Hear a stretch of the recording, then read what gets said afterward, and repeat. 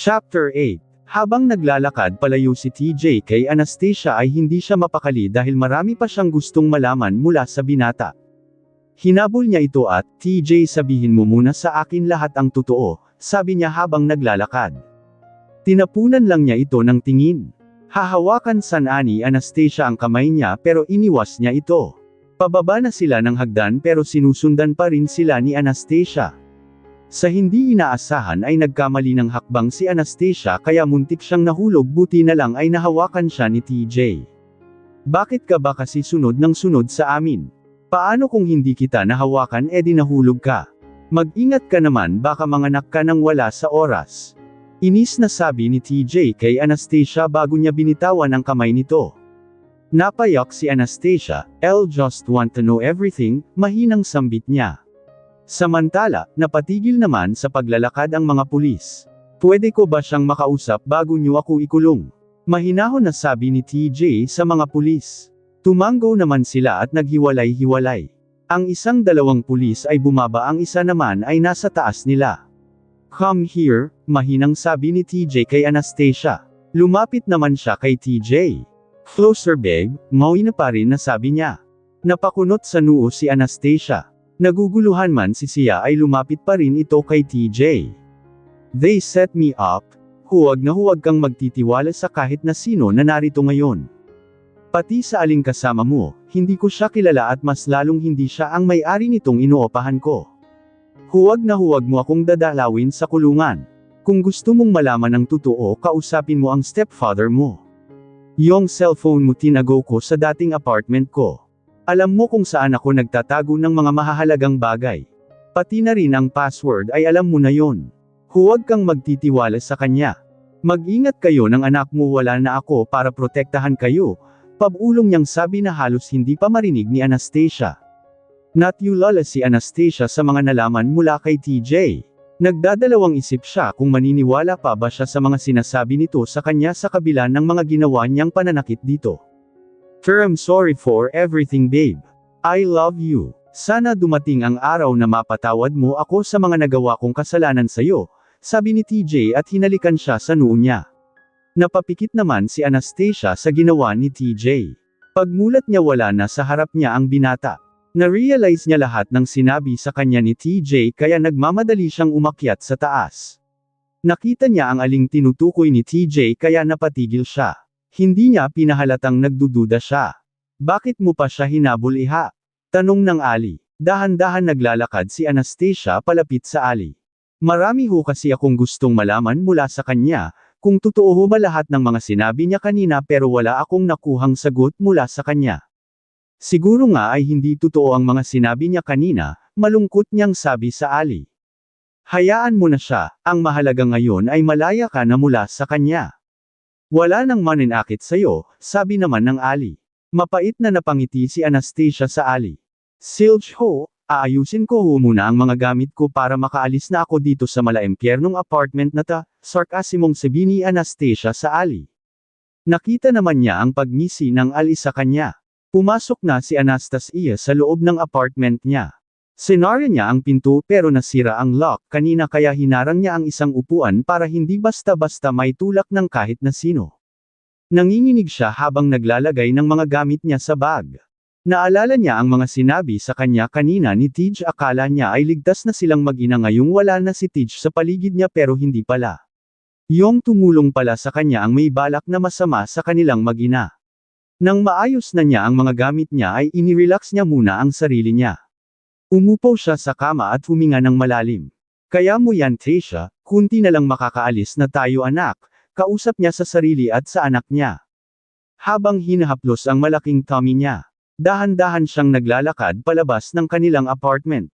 Nahadyap ng mata niya ang isang spray bottle kaya nilagyan niya ito ng sabon at tubig. Wala siyang pepper spray kaya nag-improvise siya. Hindi niya alam kung ubra ba o hindi ang naisip niyang pamalit sa pepper spray sana. Maingat niyang binuksan ang pinto.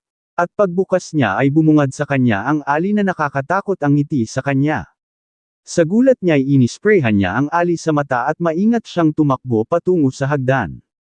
"Walang hiyakang babae ka," sigaw ng Ali sa kanya. Namimilipit naman sa hapdi sa mata ang Ali. Ingat na ingat siya habang mabilis na bumababa sa hagdan. Nang makababa siya ay may hamarang na naman sa kanyang babae. Saan ka pupunta? Nakangising tanong ng babae sa kanya. Hinawakan siya ng isa pang babae na nanggaling sa gilid niya. Nagpupumiglas siya pero malakas ang babae. Sa takot na aka kung anong gawin sa kanilang mag-ina ay malakas niyang bino ang kamay sa babae at itinulak niya ito, natama ang likod ng babae sa pader. Ang babae naman na nasa harap niya ay inisprayhan na niya bago pa ito makalapit sa kanya, tangina mo. Are ang sakit ng mata ko. Humanda ka sa akin kapag nahuli kita. Dang ng isang babae habang kinukusot ang mata. Nagmamadali namang naglakad paalis si Anastasia mula sa mga masasamang babae. Nang makalayo siya ay tumigil siya at pumara ng taxi. Mabuti naman at may nadaan na taxi sa lugar na kinaroroonan niya. Sumakay siya agad sa taxi nang tumigil ito sa harap niya. Nakahinga siya ng maluwag sa loob ng taxi nang makasakay siya. Manong sinabi niya sa driver. Humawak siya sa mambap niyang tiyan. Kung sino man ang nasa likod nito ay mananagot, matapang niyang sabi sa sarili. Huwag ka nang mag-alala anak. Ligtas na tayo anak. Uuwi na tayo kay daddy, sabi niya sa anak niya habang hinahaplos ito. Pagkatapos ko may abot kay manong driver ang bayad ko ay bumaba na ako. Tinanaw ko kung gaano ako kalayo sa kumpanya ng asawa ko. Sa tansya ko ay 30 hakbang lang mula rito sa kinakatayuan ko. Hinaplos kong muli ang tiyan ko at kunti na lang anak makakasama na natin ulit si daddy, kausap ko sa anak ko. Nagsimula na akong maglakad. At dahil nga malaki na ang tiyan ko ay mabagal na ako maglakad.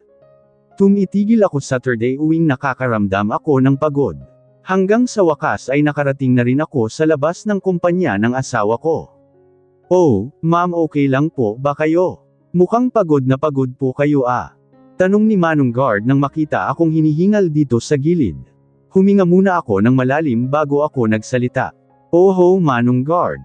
Doon pa kasi ako sa banda roon binaba ng sinakyan kong taxi, humihingal kong sagot. Ganun po ba ma'am? Pero po pumasok na po kayo sa loob ma'am para makaupo na kayo at makapagpahinga. Sabi naman ni Manong Guard at ainal-alayan akong pumasok sa loob.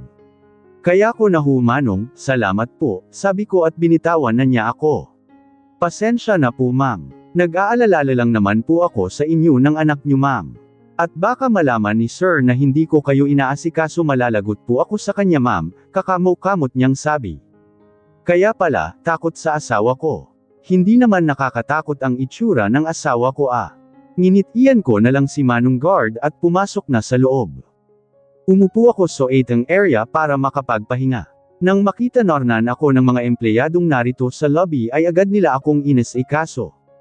Binigyan nila ako ng tubig, pagkain at binigyan rin nila ako ng pamunas ko sa pawis ko dahil tag-atak ang pawis ko. Salamat ho, ang tangi kong sinasabi sa tuwing may ibibigay sila sa akin dito sa lobby habang nakaupo ako. Nagpapahinga lang naman ako dito. Maya-maya siguro ay aakyat na ako sa opisina ng asawa ko nang makapagpahinga na ako ay nagpasya na akong puntahan ang asawa ko sa kanyang opisina. Naglakad na ako patungo sa elevator.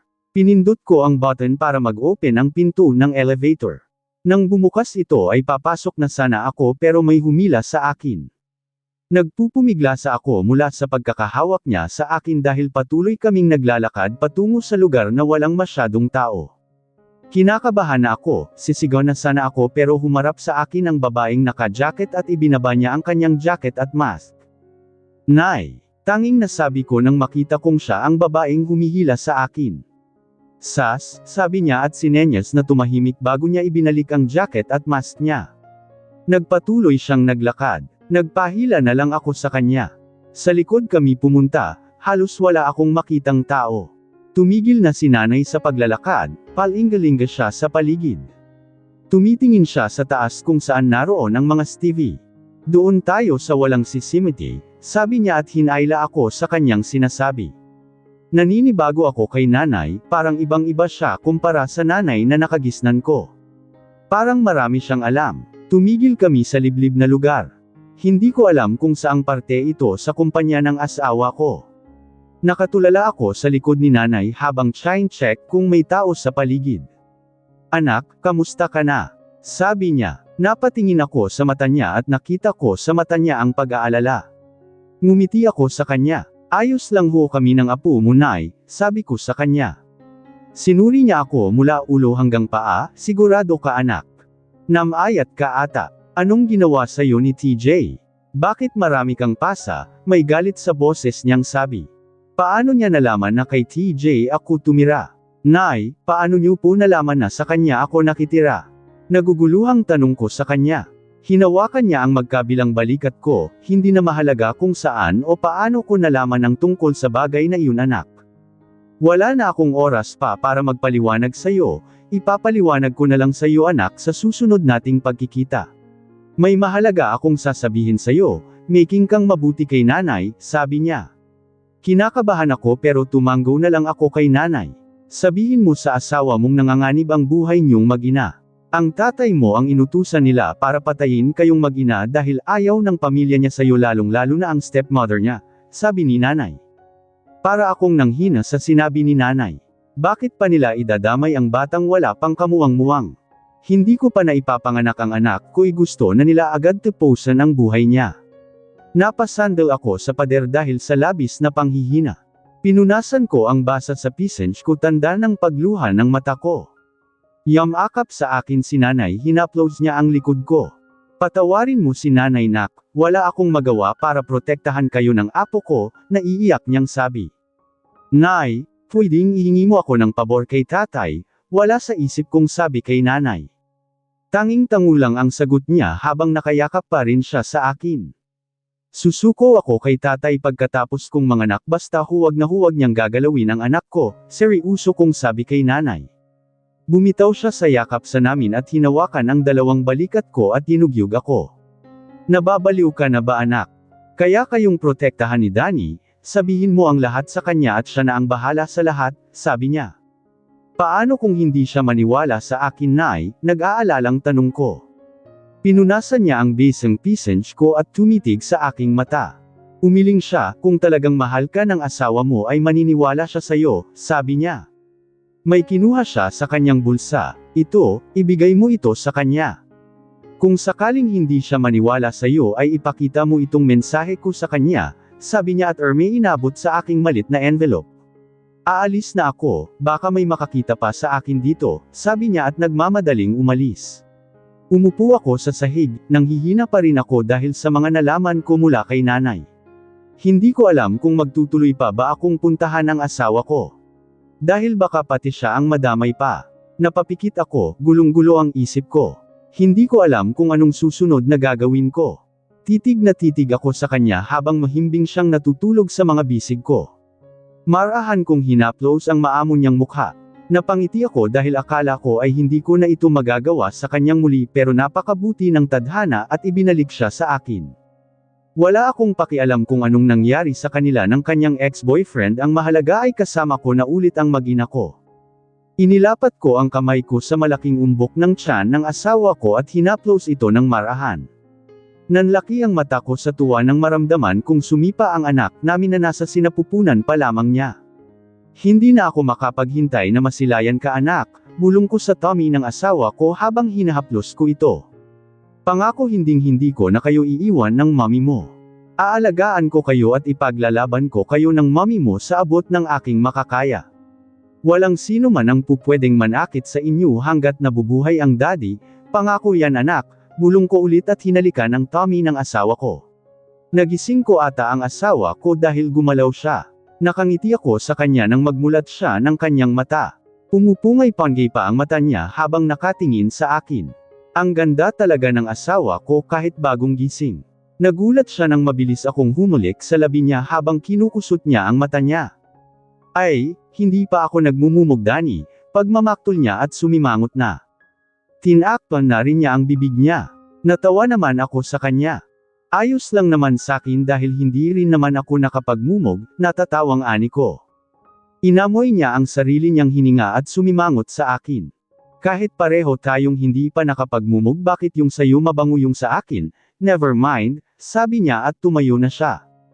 Pinagmasdan ko siya habang naglalakad siya patungo sa loob ng banyo na may malawak na ngiti. Tumayo na rin ako para makapagmumog na rin. Ang sarap talaga ng mga luto dito sa probinsya, komento ni Anastasia habang nagsasandok pa ng kanin niya. Ang takaw niya o sadyang na-miss niya ang mga pagkain na nakagisnan niya. Nang makita ko siyang muli ay naisip ko agad na ilayo siya sa pamilya ko kaya dinala ko siya dito sa probinsya. Bumili ako ng bahay namin dito sa probinsya at isinama ko ang ibang mga katulong sa bahay ko. Kinakabahan ako sa maaaring gawin sa kanya ng pamilya ko lalo na ng stepmother ko. Ito lang ang naisip kong paraan para maprotektahan ko sila. Malapit lang sa hospital ang kinatatayuan ng nabili kong bahay namin. Naka-ready na rin doon ang kwarto at mga gagamitin ni Anastasia sa panganganak. Kaya dito kita dinala sa probinsya para hindi kayo ma-stress ni baby dahil anyday ay mangganganak ka na, sabi ko sa kanya. Ngumiti lang siya at nagpatuloy sa pagkain.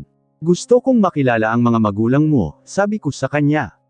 Napobo naman siya sa sinabi ko at seryusong tumingin sa akin. Binitawan niya ang kutsara at tinidor niya. Wala na akong pamilya, diretso at seryusong sabi niya habang nakatingin sa mata ko. Ang seryoso ng ekspresyon ng mukha niya. Wala namang mali sa sinabi ko at anong wala siyang pamilya. Anastasia, sabi ko pero naputol dahil nagsalita siya. Tinakwil na nila ako sa pamilya nila, seryosong sabi niya. Nakita kong may butil ng luha sa baba ng kanya mata pero agad niyang pinunasan. I'm sorry Anastasia, hinge ko ng tawad. Ngunati naman siya sa akin, it's fine, sanay na akong tinatalikuran ng sarili kong pamilya, mahina niyang sabi. Lumipat ako sa tabi niya at hinakap siya at doon na siya nagsimulang humagulol. Hinahaplos ko ang likod niya para kahit papaano ay gumaan ang pakiramdam niya. Sorry kung alam ko lang sana hindi na tayo dito sa probinsya pumunta, sabi ko sa kanya. Umiling siya, nagpapasalamat nga ako sa iyo dahil inilayo mo kami ni baby sa mga taong maaring makapanakit sa amin, seryoso niyang sabi. Humiwalay na siya sa yakap namin at nagpunas ng sarili niya luha. Tinitigan ko ang asawa ko. Ngayon ko lang napagtanto na sobrang tatag at lakas ng asawa ko sa paglaban sa mga problemang dumadating sa kanya. Buong tapang niyang hinahanarap ang mga problema niya at hinahangaan ko ang ugali niyang yun. Ngayon, hindi ka na mag-iisang haharap sa mga darating na problema sa buhay mo dahil narito na ako para samahan at damayan ka Anastasia. Sasamahan kita sa kahit anong sakuna. Simula nang magkita kami ay hindi ko pa siya tinatanong sa mga nangyari sa kanya ng mga panahong wala ako sa tabi niya dahil ayaw kong maalala niya ang mga nangyari sa kanya. Ewan ko ba natatakot akong tanungin siya at sa posibleng mga isasagot niya kaya mas minabuti kong huwag na lamang siya tanungin. Anastasia sorry, tanging nasambit ko habang nakatitig sa kanya. Ngumiti siya sa akin at umiling. Wala kang kasalanan sa nangyari sa akin Danny, sabi niya at pinisil ang pisngi ko. Ouch, daing ko at hinawakan ko ang pisnging kinurot niya. Napanguso naman siya at I find it cute kaya hindi ko napigilan ang sarili kong nakawan siya ng mabilis na halik sa kanyang labi. Ay, gulat niyang sabi at tinakpan na ang bibig niya. Mahina akong natawa sa ginawa niya. Ang cute ng asawa ko nakakagigil. Parang bata lang. Pinagdadamot mo na yang labi mo sa akin. E dyan nga tayo nagsimula kaya natin nabuo si baby, mapanglukong sabi ko sa kanya. Kita kong namula ang kanyang mukha sa sinabi ko. Nagulat ako nang mahinang damapo ang palad niya sa braso ko. Danny naman, huwag nga kung ano-ano mga pinagsasabi mo sa akin, nahihiyang sabi niya. Hindi ko na mapigilan kaya natawa na ako sa harap niya. Magkaka-baby na tayo Anastasia, ilang araw na lang lalabas na siya nahihiya ka pa rin sa akin. At isa pa, mag-asawa na tayo kaya normal lang ang mga ganong usapin, tumatawang sabi ko. Sinimangotan niya ako at tinalikuran. Aso nahihiya ka pang sabihin ko na kaya nabuo si baby dahil hindi ko natuloy ang sasabihin ko dahil bigla siyang humarap at galit na galit ang mukha niya. Napangiwi ako at itinaas ko ang dalawang kamay ko tanda na sumuko na ako sa kanya at titigil na sa pang-aasar sa kanya. Titigil na ako dahil ayaw kong mas lalong map-icon sa akin ang asawa ko. Saan ka galing Doyan? Tanong ng kanyang asawa na si Alberto. Ngunit tinapunan lamang siya ng tingin ni Doyan na siyang ikinainit ng ulo ni Alberto kaya naman ay lumapit siya sa kanyang asawa at sinabunutan ito. Ano ba Alberto? G ni Doyan at hinawakan ang kamay ni Alberto na nakasabunot sa kanya. Lumalaban ka na ngayong babae ka. Inis na sabi ni Alberto at kinaladkad niya ang sabunot niyang si Dayan patungo sa loob ng kwarto. Nang makarating sila sa kanilang kwarto ay malakas niyang inihagi sa kama si Dayan. Sumubsob naman ang mukha niya sa matigas na kama. Saan mo nakukuha yung lakas ng loob mo para labanan ako ha? Kung kerengking ka na naman bang babae ka kaya ka tumatapang? Bulyo niya kay Dayan na hindi pa rin nakakabangon mula sa pagkakasubsob niya. Bumangon na si Dayan at umayos ng upo sa gilid ng kanilang kama. Hindi niya pinansin si Alberto na nakatayo sa gilid niya. Dayan. Malakas na sigaw ni Alberto kay Dayan pero hindi na siya natinag. Hindi niya pinahalata na natatakot siya sa asawa niya. Sa loob-loob niya ay nagdadasal siya na sana ay hindi na siya saktan ng kanyang asawa. Pero malabong mangyari iyon dahil damapo na naman ang palad ni Alberto sa kanyang pisngi. Sumagot kang babae ka. Saan ka nanggaling? Muli niyang sigaw sa kanyang asawa. Napaluha siya sa sakit, kahit araw-araw siyang sinasaktan ng kanyang asawa ay hindi pa rin siya nasasanay sa sakit na ginagawa nito sa kanya. May bahid ng luha sa kanyang mata nang tumingin si Dayan sa kanyang asawa. Palayain mo na ako Alberto, nagmamakaawa ako, pagmamakaawa niya sa kanyang asawa. Natigilan naman si Alberto sa sinabi ni Dayan.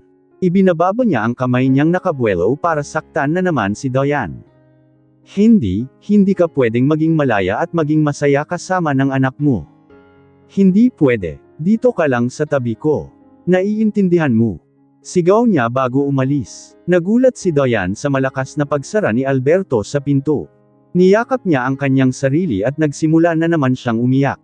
Dayan, nasaan ang anak mo? Galit na tanong ni Alberto nang makapasok siya sa kanilang bahay. Pabagsak siyang umupo sa kanilang guti-guti na sofa. Samantalang nasa kusina naman sila Dayan at kanilang dalawang anak. Doon muna kayo sa labas mga anak, ayusin yung mga paninda natin roon, sabi niya sa mga anak. Sumunod naman sa kanya ang kanilang anak at lumabas sila mula sa pintuan sa likod. Huminga muna ng malalim si Dayan bago tumungo sa sala kung nasaan naroon si Alberto na hinihilot ang sentido. Narito ka na pala Alberto, kumain ka na ba? Maalumanay na tanong niya sa kanyang asawa at parang walang nangyari kanina. Hindi sumagot sa kanya si Alberto bagkus sinenyasan niya itong lumapit sa kanya. Takot man siya pero wala siyang magawa kundi ang lumapit sa kanyang asawa. Hindi pa man siya nakakalapit ay hiniblot siya agad nito sa braso at hinayla palapit sa kanya. Malakas ang pagkakahawak nito sa kanyang braso. Umamin ka nga sa akin Dayan. Saan ka nagpunta kahapon? Gigil niyang tanong sa asawa. Napapangiwi sa sakit si Dayan pero malakas talaga ang hawak sa kanya ni Alberto.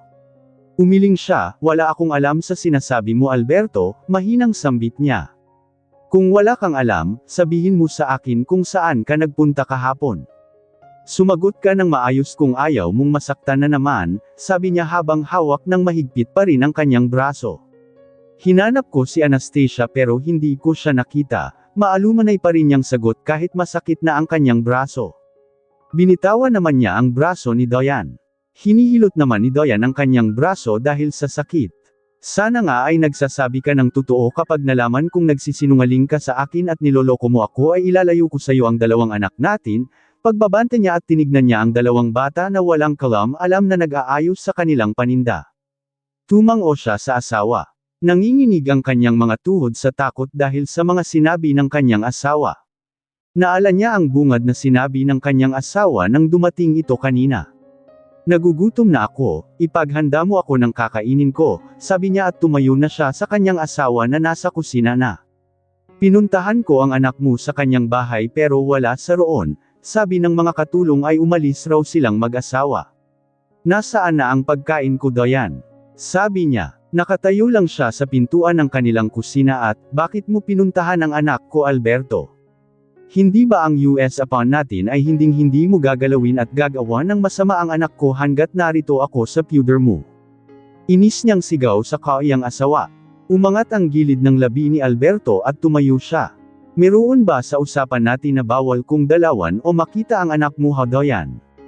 Sigaw niya sa kaniyang asawa, lang taon akong nagtitiis dito sa pudor mo alang-alang sa kaligtasan ng anak ko. Sumunod ka sa usapan natin Alberto.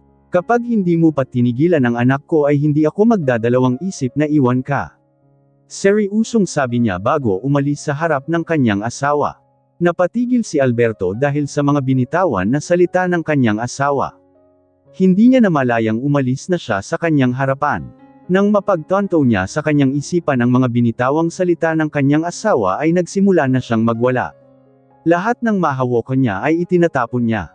Mas lalo siyang nagwala sa kanilang loob ng bahay nang makitang paalis na para magtinda ang kanyang asawa at 2 anak. Wala man lang silang pakialam sa kanya na nagwawala sa kanilang lunang bahay. Sanay na sila sa gawain niyang iyon. Tulala ka na naman dyan, mommy. Malambing niyang sabi bago siya yamakap mula sa likod. Napapikit ako at dinama ko ang tamis ng pagtawag niya sa akin ng mommy at ng kanyang mainit na yakap. Narito kami ngayon sa beranda ng bahay na kanyang nabili dito sa isang probinsya. Napakasariwa ng hangin. Tanging mga huni ng ibon ang lagi kong naririnig sa tuwing narito ako sa beranda. Naramdaman kong bumaba ang kamay niya patungo sa tummy kong malaki na. I can't wait to see our daughter, bulong niya sa tainga ko. Sumilay ang ngiti sa aking labi at hinawakan ko ang kamay niyang nasa tummy ko. Ako rin, daddy, excited na akong makita ang anak natin, masayang sabi ko. Tumangala ako sa kanya at ginawaran naman niya ako agad ng mabilis na halik sumunod ay sa noo ko. I love you, Anastasia, sabi niya at hinalikan akong muli sa aking labi. I love you too, Danny, sabi ko nang maghiwalay ang aming mga labi. Halika na matulog na tayo, bawal kayong magpuyat ni baby, maalumanay niyang sabi at iginaya na ako papasok sa loob ng kwarto. Maingat akong naupo sa kama bago ako nahiga. Humiga na rin siya sa tabi ko at inayos niya ang aming kumot bago siya humalik na naman sa noo ko. Good night, I love you too always, mommy, sabi niya. Nakapikit na ako at inaantok pero sumagot pa rin ako, I love you too, daddy, inaantok kong sabi. Nagising ako nang maramdaman kong wala Saturday abi ko ang asawa ko, pupungay-panggay ang mata kong bumangon at naglakad patungo sa labas ng kwarto namin. Nakita kong nakasindi ang isang kwarto na nasa baba. Humihikab akong bumaba ng hagdan. Hindi katulad sa mansyon ni Danny sa Sayedad ang bahay na nabili niya dahil 2 palapag lang itong bahay. Nang makababa ako ay kakatok and asa na ako sa pintuan pero, tuldok, honey, stop it. I'm happy now with my wife. Pabulong niyang sabi pero may halong galit based Saturday ono ng pananalita niya. Are you sure? I don't believe you anymore. Stop your drama. Hindi mo na ako mauuto. Nang gagalaiti siya sa galit. Bahala ka kung anong gusto mong gawin. Wala na ako nang pakialam sa'yo. Inis niyang bulong. Kausap niya si Honey sa kanyang telepono. Hindi ko alam ang sinasabi niya sa kabilang linya dahil hindi ko naman ito naririnig. Halos mapatalon ako sa gulat nang ibato niya ang kanyang telepono sa pader. Maingat akong umakyat ng hagdan pataas. Napahawak ako sa aking dibdib dahil sa sobrang bilis ng pagtibok nito. Anong sinabi sa kanya ni Honey? Bakit sobrang init ng ulo niya at sinira pa niya ang kanyang telepono? Narinig kong paakyat na si Danny kaya agad-agad akong umayos na ng higa sa kama at pumikit. Bumukas ang pintuan at sumara rin ito agad. Naramdaman kong humiga na siya sa tabi ko. Hinaplos niya ang aking tiyan at hindi ako makapaniwala sa mga sinabi niya. Sorry kung umaalis ako sa tabi mo tuwing hiteng gabi. Kinukulit kasi ako ni Honey, tawag siya ng tawag at sinsabing buntis raw siya anak ko. Pero hindi ako naniniwalang akin yun dahil alam ko sa sarili ko na hindi ko siya ginawa ng ganun dahil malaki ang respeto ko sa kanya at alam niya iyon. Alam kong gumagawa lang siya ng paraan para maawa at bumalik ako sa kanya. Pero hindi na mangyayari iyon, hindi ako papayag na masira ulit itong relasyon natin dahil sa inyo lang ni baby narasaan ang maging masaya ng ganito kasaya, mahinang sambit niya. Gusto kong imulat ang mata ko at yakapin ang asawa ko pero hinayaan ko na lang siya at nagpanggap na natutulog. Hindi ko kasi alam ang sasabihin sa kanya kung aaminin ko bang narinig ko ang mga sinabi niya kay Honey ay baka magalit siya. Pahiga na siya pero biglang tumunog ulit ang kanyang telepono. Sinilip ng isang mata ko kung sino na naman ang tumatawag sa kanya, Daddy, basa ko sa kanyang screen. Dis oras na ng gabi, bakit kaya tumatawag ang daddy niya? Agad siyang umalis sa kama at nagmamadaling lumabas. Lang minuto ang nakalipas ay hindi ako mapakali kaya sinundan ko siya sa labas. Nasa kusina naman siya ngayon kaya doon ako nagtungo pero nasa labas lang ako ng kusina. Dad, I'm happy with my wife now. Sabi niya sa kanyang kausap sa telepono. I know my part but please give this to me, we need to be far away from your wife. You know that, sabi na naman niya. Maalumanay lang siya kung magsalita. I know that Dad, hindi ko naman tatalikuran ang kampanyang pinaghirapan ko ng halos 10 taon na, sabi na naman niya. Matagal na tahimik si Danny nang biglang, What do you mean Dad? Tanong niya sa kausap niya sa kabilang linya. What happened? Tandang pananong. It was all fine before I leave. Galit na niyang sabi. Natakot ako sa bigla niyang pagsigaw kaya umakyat na ako agad sa kwarto namin. Humiga na ako at pinilit kong matulog para hindi na ko bumaba pang muli at making sa usapan ni Danny at ng kanyang daddy. Kinaumagahan, nagising akong wala na siya sa tabi ko. Napasimanot akong wala rin nakahandang pagkain sa gilid ko. Nasaan kaya ang asawa ko? Late ba siya nagising kaya wala pang breakfast dito sa side table ko? Anong oras kaya sila natapos mag-usap ng daddy niya? Bumangon na ako at nagtungo sa banyo, napnosan kong hindi basa ang banyo walang palatandaan na naligo naghimalos dito ang asawa ko, siguro ay sa baba siya naghilamos dahil nga not siya nang gising. Isinawalang bahala ko na lamang iyon at naligo na ako. Pagkatapos kong maligo at makapapagbihis ay aba na ako dahil paglabas ko ng banyo ay inaasahan kong meron na sa kwarto ang breakfast ko at ang asawa ko pero wala pa rin siya baka hindi pa niya na-prepare kaya bababa na lang ako. Pero pagbaba ko ay bigla akong nawalan ng gana. Ang mga kasambahay namin ang nagpre-prepare ng breakfast.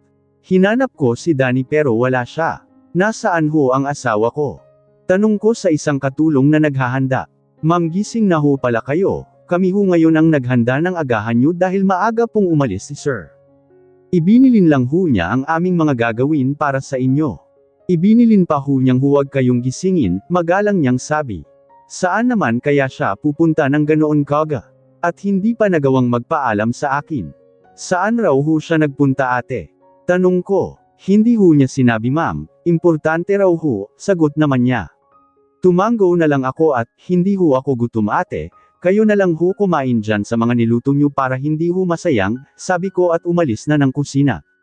Sana mali ang nasa isip ko kung nasaan ka ngayon Danny, sana hindi mo kami ipagpalit ng anak mo dyan sa kumpanya mo ngayong mas kailangan ka namin. Pagkatapos ng pag-uusap ni Dania ng kanyang daddy ay para siyang pinagbagsakan ng langit at lupa. Bagsak ang balikat niyang bumalik sa kwarto nilang mag-asawa. Habang naglalakad siya ay panay rin ang pagbuntong hininga niya. Maingat niyang binuksan ang pinto para hindi magising ang kanyang asawa. Umupo siya sa tabi ng kanyang asawa at pinagmasdan niyang mabuti ang kabuuan ng nito habang mahimbing na natutulog. Pamatak ang luhang kanina pa niya pinipigilan. Kahit ayaw niyang umalis at iwan ang mag-ina niya ay wala siyang magawa. Nagkaroon ng problema sa kanyang kumpanya. Nagdadalawang isip siya kung anong gagawin niya, kung anong dapat niyang gawin. Humiga siya sa tabi ng asawa at yinakap niya ito ng mahigpit. Yamakap naman pabalik ang asawa niya kahit tulog ito. Doon na bumuhos ang luha niya. Hindi ko alam kung anong gagawin ko, sabi iya sa kanyang isipan.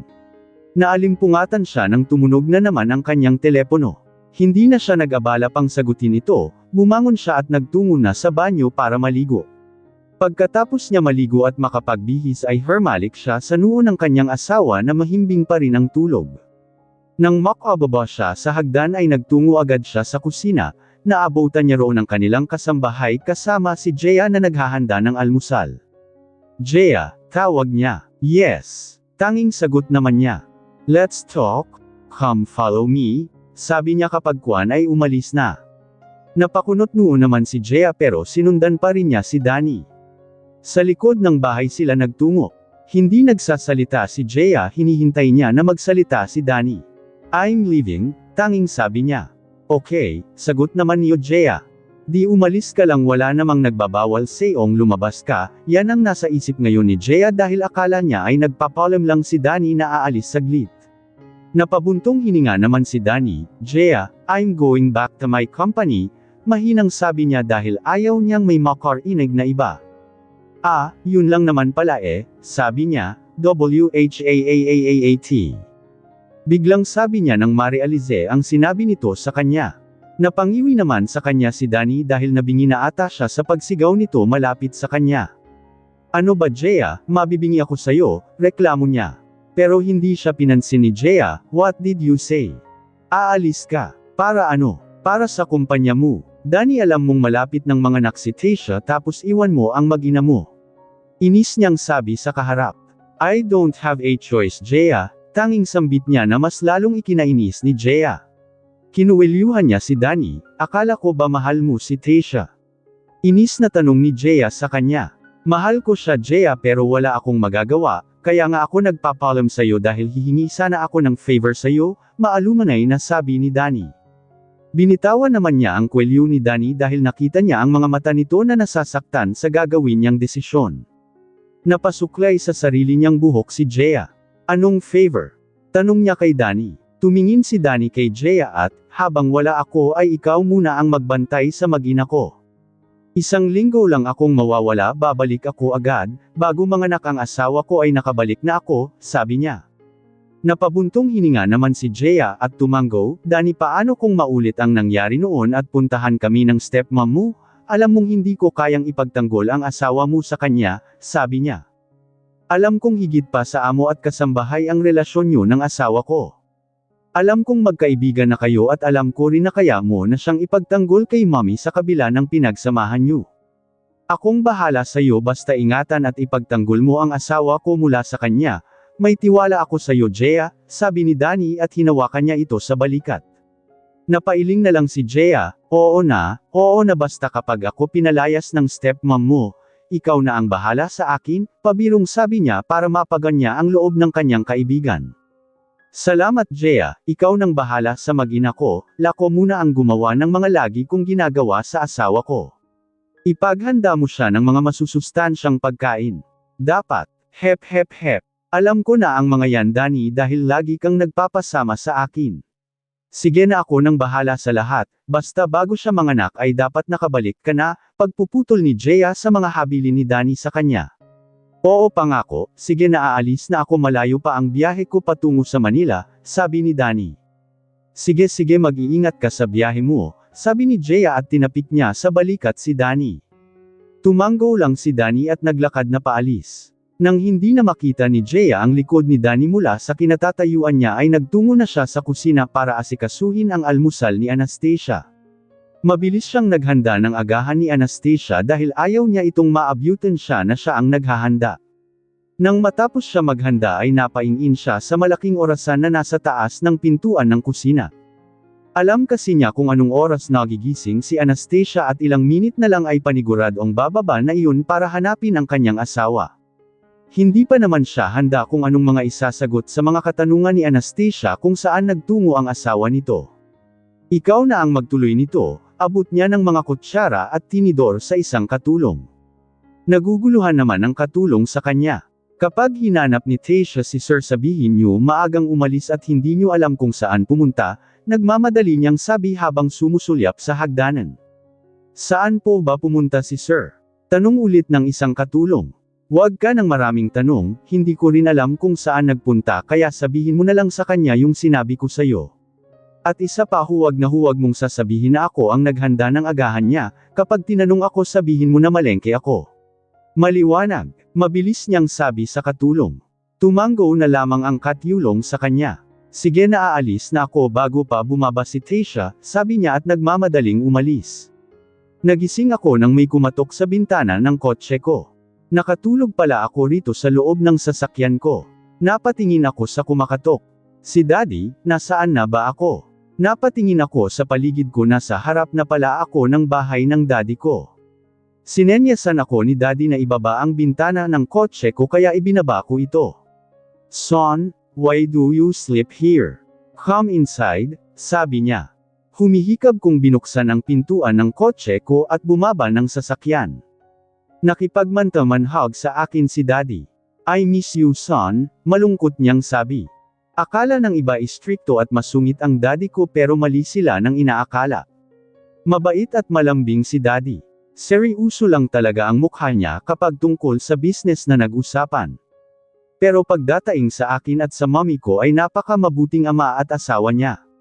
I miss you too dad, simpleng sabi ko. Inaya na niya ako papasok ng bahay. How's your wife? Tanong niya habang naglalakad kami papasok ng bahay. Boto siya sa asawa ko. Nag-iba ang ugali ni daddy kapag nariyan yung second wife niya, hindi ko alam ang dahilan, minsan naiisip ko na bipolar ba talaga si daddy o acting-acting niya lang iyon sa harap ng stepmom ko. Kinokontrol kasi siya ng stepmom ko.